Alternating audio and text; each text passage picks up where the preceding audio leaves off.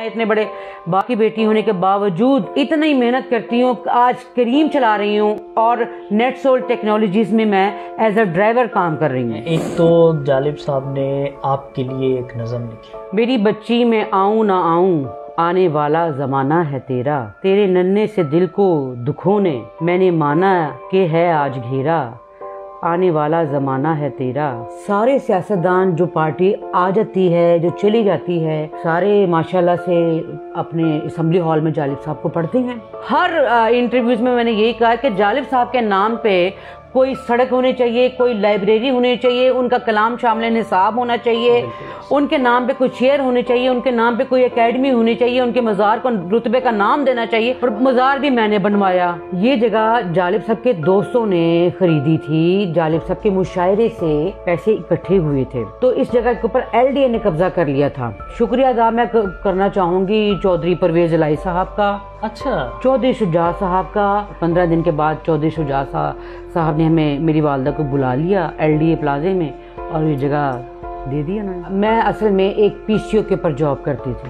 मैं शटर अपना दुकान खुद खोलती थी, झाड़ू देती थी PCO के अंदर और बाहर, और किसी को पता नहीं था कि मैं कौन हूँ। दीप जिसका महल्लात ही में जले, चंद लोगों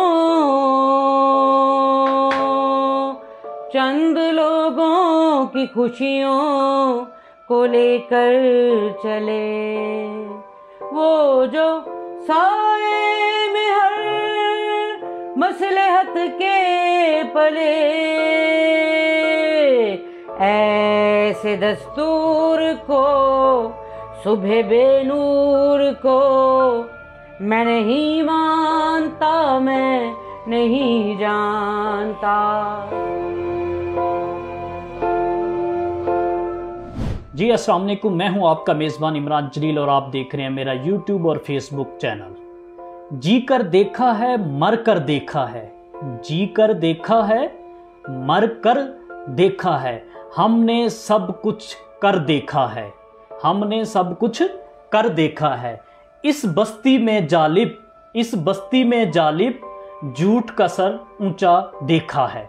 आज हमारे सियासतदान जो हैं हर वक्त अपनी तकरीरों में, स्पीच में जिस शायर को पढ़ते हैं, जिसके अशियार पढ़ते हैं या जिसका नाम लेते हैं, उनके घर पे मैं मौजूद हूँ। मैं आपको ये भी बताता चलूँ कि हमारे जो मौजूदा वज़ीर आज़म साहब हैं शहबाज शरीफ साहब, वो अक्सर कहते रहते होते हैं कि ऐसे दस्तूर को सुबह बे नूर को मैं नहीं मानता, मैं नहीं मानता। तो हमारे साथ इस वक्त तैरा हबीब जालिब साहिबा मौजूद हैं। वो किस तरह से अपनी ज़िंदगी गुजार रही हैं और वो किस तरह से जालिब साहब के मकसद को लेकर चल रही हैं, उनसे बात करते हैं, उनसे जानते हैं। जी अस्सलाम वालेकुम। वालेकुम अस्सलाम। जी क्या हाल हैं आपके? जी मैं ठीक ठाक हूँ। अच्छा, मुझे ये बताइएगा कि हमारे सियासतदान, हमारे मोटिवेशनल स्पीकर्स, हमारे अच्छा बोलने वाले जब भी कोई बात करता है कि कहीं पे जुल्म और ज़्यादती होती है और वो आवाज़ उठाता है तो अपने आप को जालिब साहब के साथ जोड़ देता है। पहले तो आप इसको किस निगाह से देखती हैं? जालिब साहब ने हमेशा पिसे हुए तबके की बात की, और जब भी उन्होंने बात की, मजदूर की बात की, किसान की बात की, और समाजी कारकुन थे। मैं बहुत अरसा हो गया है, 28 साल हो चुके हैं, मैं बहुत अरसे से देखती आ रही हूँ। सारे सियासतदान जो पार्टी आ जाती है जो चली जाती है सारे माशाल्लाह से अपने असेंबली हॉल में जालिब साहब को पढ़ते हैं। अपनी सियासी जो है जलसों में तकरीरों उसको गरमाने के लिए इसे अब जालिब साहब की सियासी शायरी का सहारा लेते हैं, और उनकी जो तकरीर है उनका जो वो आगाज़ करते हैं वो जालिब साहब की नज़म से करते हैं। तो मैंने ये देखा है कि इंडिया में जालिब साहब को स्टूडेंट ने पढ़ा, फैज़ साहब को पढ़ा, हर जगह पे जालिब साहब को पढ़ा जाता है।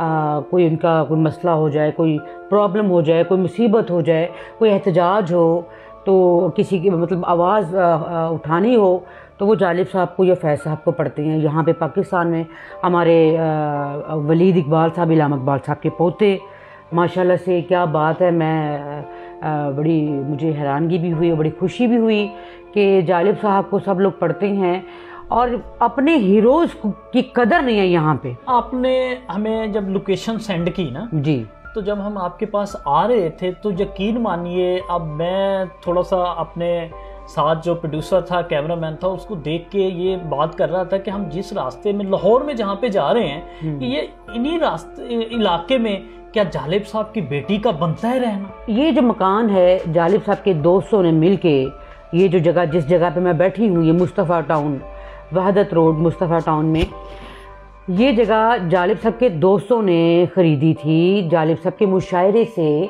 पैसे इकट्ठे हुए थे।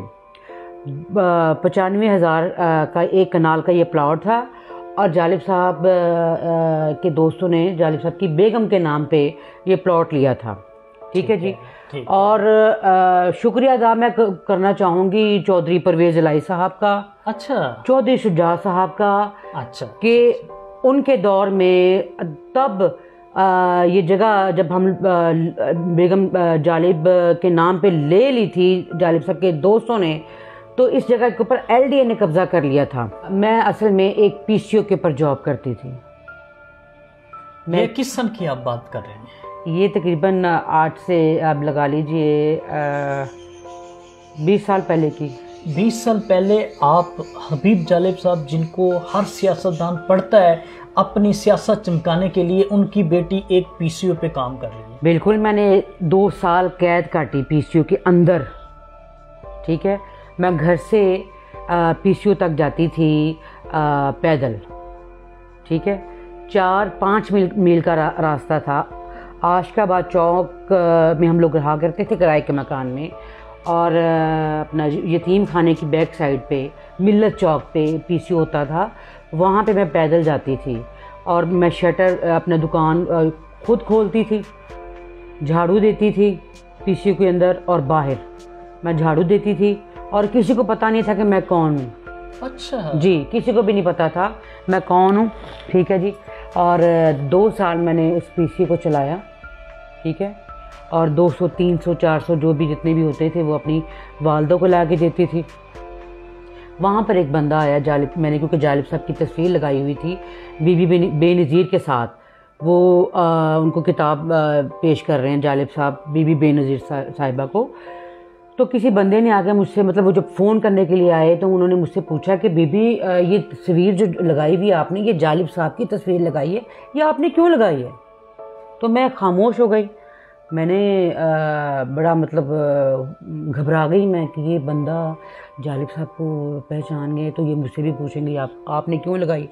वही बात हुई तो फिर मैंने उनसे कहा कि जी ये जालिब साहब, हाँ जी ये बिल्कुल जालिब साहब हैं। तो उन्होंने कहा कि बेटा ये आपके क्या लगते हैं, आपने क्यों लगाई ये तस्वीर। मैं घबरा गई, मैंने मुंह नीचे कर लिए। तो उन्होंने मुझसे फिर पूछा कि बेटा आप मुझे बताओ कि ये तस्वीर आपने क्यों लगाई हुई है, ये तो बहुत बड़े शायर हैं। बहुत बड़े शायर, इसमें ठीक कोई है, शक नहीं था। तो फिर मैंने उनको कहा कि मैं अंकल इनकी बेटी हूँ। तो वो बंदा एकदम से घबराया, अपना सर पकड़ के बैठ गया ना अपना चेयर के ऊपर कि बेटी आप सही बताएं क्या ये आपके वाले साहब हैं? मैंने कहा जी मेरे वाले साहब हैं। तो उस बंदे ने, आप यकीन करें कि मेरे आगे हाथ जोड़ दिए। अच्छा, उन्होंने मेरे आगे हाथ जोड़ दिए कि बेटा आपको, आपके कोई भाई नहीं है, आपके कोई अपना कोई बुजुर्ग नहीं है, कोई रिश्तेदार नहीं है, आप PCO पे क्यों बैठे हुए? आपको पता कि हबीब जालिब साहब बहुत बड़े शायर थे, बहुत बड़ा बंदा, बहुत बड़ा, और पूरी दुनिया जानती है, पूरी दुनिया को इन्होंने आगे लगाया हुआ था। और आप PCO बैठी हुई हैं, आप इतने बड़े बाप की बेटी हो कि PCO पे बैठी हुई हैं, आप खुदा के लिए आप PCO से उठ जाएं। आपका एक मकान है जो मुस्तफ़ा टाउन में है, LDA ने इसके ऊपर कब्जा किया हुआ है। आप हाँ जी, ये फिर मकान उन्होंने आपको बताया? उन्होंने मुझे बताया। तो ये मकान के ऊपर LDA ने कब्जा किया हुआ था। तो जो मकान के कागज़ मैंने निकलवाए अपने बड़े भाई के हाथ से, वो कागज़ मुझे देने के लिए शाम को हमारे घर आ गए कि भाई ये कागज़ तो मेरे भी किसी काम के नहीं, तो LDA ने कब्जा किया हुआ है। वो मैंने लिया और मैं चौधरी परवेज़ इलाही साहब के घर चली गई। अच्छा, मैं जब उधर गई हूँ तो मैंने बहुत चक्कर लगाए मैंने वो मैंने फिर जब आखिरी दफ़ा मैं जब गई ना, महीना तो मुझे हो गया था चक्कर लगाते हुए, मैं तंग आ गई थी। मेरे पास ना पेट्रोल के पैसे होते थे, ना घर का गुज़र बसर के लिए पैसे होते थे। बड़ी मुश्किल में हमारे हालात बड़े ख़राब थे। किराए के मकान में हम लोग रह रहे थे। एक किरण की रोशनी मुझे नज़र आई थी, जो एक साहब ने, जालिब साहब के दोस्त थे, उन्होंने मुझे ये बताया। मैं वो फरिश्ता बन कर आया। वो फरिश्ता बन के आए। मैंने कहा आज आर या पार, आज मैं मिल के रहूँगी, आज मैं चाहे कुछ भी हो जाए, मैंने आज उनसे मिलना है। अच्छा। क्योंकि चौधरी परवेज़ इलाही साहब, चौधरी शुजा साहब, चौधरी ज़हूर इलाही जालिब साहब को भाई मानते थे। अच्छा अच्छा अच्छा। इनका बड़ा प्यार था। और चौधरी ज़हूर इलाही और चौधरी परवेज़ इलाही साहब जालिब साहब को अपना चचा कहते थे। ऐसे ठीक है जी, किताबों में भी लिखा हुआ है।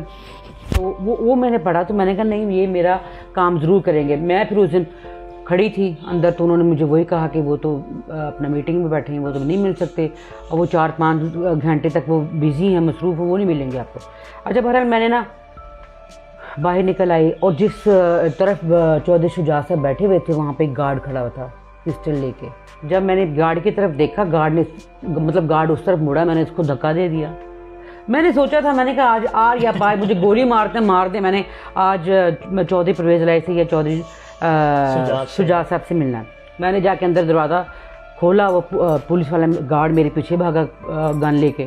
मैंने उतनी देर में मैंने दरवाज़ा खोल दिया। जब अंदर दरवाज़ा खोला तो अंदर बहुत बड़ी टेबल लगी हुई थी, और ये इर्द गिर्द सारे खड़े हुए थे। चौधरी शुजा साहब खड़े थे वहाँ पे। उन्होंने मेरी तरफ देखा और सारे खामोश होकर मेरी तरफ आए। तो उन्होंने मुझे पूछा कि बीबी आप कौन हैं, उन्होंने अपने स्टाइल में, पंजाबी में। तो मैंने उनको कहा कि आई एम डॉटर ऑफ हबीब जालिब। वो एकदम से चौधरी साहब ना हैरान हुए। क्या? मैं कहा जी मैं डॉक्टर ऑफ हबीब जालिब, अवामी इनकलाबी शायर। तो उन्होंने कहा कि जी सर मैं कुर्सी लेके आता हूँ, और किसी बंदे ने कहा। तो उन्होंने कहा नहीं, मैं कुर्सी खुद उठा के लेके आऊँगा। वो तानू की पता मेरी भैन है जी, तानू नहीं पता है, मेरी भैन है, मेरी तुझी नहीं जान देगे। वो उन्होंने कुर्सी मेरे लिए रखी इसी स्टाइल में, पंजाबी बोलते हुए। मुझे कहते भैया भैया भैया भैया भैया। मैं बैठ गई, वो भी मेरे पास बैठ गए। तो अब मैंने कोई रिक्वेस्ट नहीं की उनको, कोई गुजारिश नहीं की। मैंने वो डॉक्यूमेंट्स जो मेरे हाथ में थे, वो मैंने डॉक्यूमेंट्स ऐसे उनके आगे रखे। मैंने कहा मेरी बात सुने, मैं हबीब जालिब साहब की बेटी हूँ, मैं अपने भाई के पास आई हूँ, आप मेरे भाई लगते हैं, जालिब साहब को आप अपना चचा चचा कहते हैं, ठीक है? तो इस रिश्ते से मैं आपकी बहन लगती हूँ। अगर आप, मेरा ये काम है, ये हमारे मकान के जगह के डॉक्यूमेंट्स हैं, आपके एलडीए ने इसके ऊपर कब्ज़ा किया हुआ है, हमने इसके पैसे भी अदा किए हुए हैं, सारा कुछ इसके ऊपर क्लियर है, आपके एलडीए ने क्यों इसके ऊपर कब्ज़ा किया है, वो मुझे आप बता सकते हैं? तो वो हैरान परेशान चौधरी शुजा साहब मेरे तरफ देख रहे, ओ भाई तू वाकई हबीब जालिब दी बेटी है, मैं तेन मन गया तू तो मैंने साफ पता लगता पाया कि तू वाकई हबीब जालिब दी बेटी कर सकती है। मैंने कहा जी इसीलिए मैं आपके पास आई हूँ, मैं आपसे अपना हक मांग रही हूँ, मैं आपसे भीख नहीं मांग रही। अगर आप मुझे ये मेरा हक नहीं देंगे, मैं आपके घर के बाहर फुटपाथ के ऊपर बैठूंगी, तेल डालूंगी, आग लगा लूँगी, लोग पूछेंगे क्या हुआ, लोग जो जालिब साहब की बेटी आई थी चौधरी शुजा साहब से अपना हक मांगने, उन्होंने दिया नहीं, तो बुरा क्या मुझे नहीं कहेंगे वो लोग, बुरा आपको कहेंगे। तो सर आप मुझे बताएं कि आप ये जगह कब देंगे, कितने दिनों में देंगे, मुझे टाइम बता दें।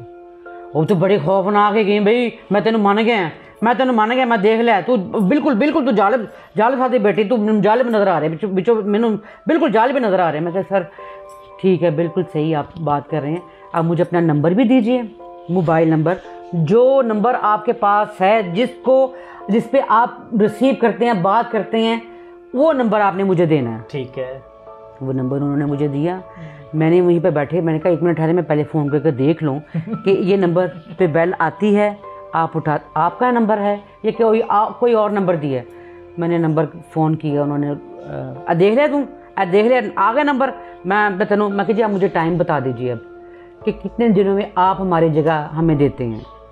उन्होंने मुझे मैंने 15 दिन दे दे बस, तुम जा तुम कार। मैं घर गई, 15 दिन के बाद उन्होंने मुझे फ़ोन किया। मैंने हामिद मीर साहब को फ़ोन किया कि जी ये बात हुई इस तरह से चौधरी शुजा साहब से, तो आप अपना जियो की तरफ से कोई किसी को भेजना चाहते तो भेज दें। उन्होंने भेजा, वो उन्होंने वो चलवा दिया टीवी के ऊपर, ठीक हो गया सारा कुछ। और 15 दिन के बाद चौधरी शुजात साहब ने हमें, मेरी वालदा को बुला लिया LDA प्लाजे में और ये जगह दे दी उन्होंने। जगह आपको मिल गई। ये हबीब जालिब की बेटी, अवामी शहर की बेटी, जिसको दुनिया जानती थी, उसने अपनी जगह के लिए एक तिकनी तगो और कोशिश की बहुत। तो इसके अलावा जो आम आदमी है, मेरी बात सुनिए, बिल्कुल, जो आम आदमी है जी, तो उसको इंसाफ कैसे मिलता होगा? कोई एक बहुत मुश्किल। क्योंकि देखे ना, जालिब साहब की शायरी और आपकी रगों में खून, तो बात तो एक ही है कि सिर्फ ये कि जुल्म, ज्यादती, नाइंसाफी जहाँ पे भी होगी आप आवाज उठाती हैं लोगों के लिए। आपके पास लोग आते हैं वैसे? यहाँ पे बहुत सारे लोग आते हैं भाई। यहाँ पे यकीन कीजिए कि अब मेरे अंदर वो खून है जालिब साहब का। मेरे पास सब लोगों को पता कि हबीब जालिब साहब की बेटी यहाँ पे रहती हैं, तो मुझसे जो भी हेल्प होती है मैं उनकी हेल्प भी करती हूँ। यहाँ पे उनको खाने की ज़रूरत है तो उनको खाना भी देती हूँ। तो अब जो हबीब जालिब साहब की बेटी है, अपना गुजर बसर किस तरह से कर रही है? मैं जी अल्लाह का शुक्र अदा करती हूँ। कभी भी किसी मतलब सियासतदान के सामने हाथ नहीं फैलाया। मैंने हर दफ़ा यही बात की, 28 साल से ये अब तक मैं यही बात करती आ रही हूँ। एहतजाज भी किए, एप्लीकेशंस भी लिखी एंड इंटरव्यूज़ भी दिए। यही कहा है कि अपनी हर स्पीच में, हर इंटरव्यूज़ में मैंने यही कहा कि जालिब साहब के नाम पे कोई सड़क होनी चाहिए, कोई लाइब्रेरी होनी चाहिए, उनका कलाम शामिल निसाब होना चाहिए, उनके नाम पे कोई शेयर होने चाहिए, उनके नाम पे कोई एकेडमी होनी चाहिए, उनके मज़ार को रुतबे का नाम देना चाहिए। और मज़ार भी मैंने बनवाया, फैसलाबाद की सड़क भी मैंने ही उनके नाम पे करवाई, मैंने ही इफ्तिताह किया वहाँ पे जाके। किसने किया? जालिब साहब अवाम के शायर, अवामी शायर, ठीक है जी। उनको ये खिताब दिया गया कि हबीब जालिब साहब अवाम के शायर थे। तो मुझे ये बताइए कि अवाम में से कौन उनके लिए बात करता है? अवाम में से कौन उनके लिए आवाज़ उठाता है? ये कौन उनके लिए सियासतदानों से बात करता है, लड़ता है, झगड़ता है? कौन है? एक तो जालिब साहब ने आपके लिए एक नज़म लिखी, हमारे नाजरीन को वो आप सुनाएं, हम सुनना चाहेंगे। फिर उसके बाद जो है ना आपसे। मेरी बच्ची मैं आऊँ ना आऊँ, आने वाला ज़माना है तेरा। तेरे नन्हे से दिल को दुखों ने मैंने माना कि है आज घेरा। आने वाला ज़माना है तेरा। तेरी आशा की बगिया खिलेगी, चाँद की तुझको गुड़िया मिलेगी। तेरी आँखों में आंसू ना होंगे, ख़त्म होगा सितम का अंधेरा। आने वाला ज़माना है तेरा। दर्द की रात है कोई दम की, टूट जाएगी जंजीर गम की। मुस्कुराएगी हर आस तेरी, लेके आएगा खुशियों का सवेरा। आने वाला ज़माना है तेरा। सच की राहों में जो मर गए हैं, फासले मुख्तसर कर गए हैं। दुख न झेलेंगे हम छुपा के, सुख न लूटेगा कोई लुटेरा। आने वाला ज़माना है तेरा। आने वाला ज़माना है तेरा जी, बिल्कुल उन्होंने देख लिया था कि जो आने वाला ज़माना है वो आपका ही है। अब जो हमारे नाजरीन देख रहे हैं, और हमारे कुछ ख़वातीन ऐसी होती हैं मुआशरे के अंदर जिनके पास सोर्सेज नहीं होते और वो गिला शिकवा करते नज़र आते हैं, उनको आप क्या पैगाम देना चाहेंगी? क्या उनको मैं यही कहूँगी कि हाँ, उनको मैं यही कहूँगी कि मेरी तरफ देखें। मैं इतने बड़े बाप की बेटी होने के बावजूद मैंने मेहनत की है, मैंने कभी भी हौसला नहीं हारा और हिम्मत की है, और रोटी खाने के लिए, मेहनत से घर को चलाने के लिए मैंने 2 साल PCO भी चलाया। ठीक है जी। अब ये मैं उन औरतों को बता रही हूँ कि वो हिम्मत ना हारें, जो हिम्मत हार जाती हैं, जिनके शौहर उनको तलाक दे देते हैं, छोड़ के चले जाते हैं, मतलब शादी के बाद या शादी के महीने बाद, 2 महीने बाद उनसे काम करवाते हैं, वो खुद घर बैठ के नशे करते हैं और मारते हैं, पीटते हैं। उन भाइयों के लिए भी, उन बहनों के लिए भी ये कहूँगी कि जो बहनों को पूछते नहीं हैं शादियों के बाद, जो अपना उनके हिस्से नहीं देते हैं, उनके लिए मैं ये कहूँगी कि मेरी तरफ देखें। मैं इतने बड़े बाप की बेटी होने के बावजूद इतनी मेहनत करती हूँ। आज करीम चला रही हूँ और नेटसोल टेक्नोलॉजीज़ में मैं एज अ ड्राइवर काम कर रही हूँ। ठीक है। और आज तक मैंने कभी किसी को ये नहीं कहा कि जी मुझे, मेरे लिए प्लीज़ कुछ कर दें, मेरे घर के हालात बहुत ख़राब हैं। मैं अल्लाह का शुक्र अदा करती हूँ, मेहनत मजदूरी कर रही हूँ। खुददार बेटी, बिल्कुल खुददार बाप की खुददार बेटी हूँ। जी नाजरीन, आपने तहरा हबीब जालिब को सुना। उन्होंने कहा है कि हमें किसी से कोई शिकवा नहीं है, मगर हम ये जो मौजूदा हुक्मरान हैं उनसे ये कहते ज़रूर हैं कि जालिब साहब के नाम पे कोई छोटा सा इदारा बना दें जिसमें जालिब साहब के अशार पढ़ाए जाएँ या आने वाली नस्ल को बताया जाए कि हबीब जालिब कौन था। अगली वीडियो तक मुझे दीजिए इजाज़त। अल्लाह हाफ़िज़।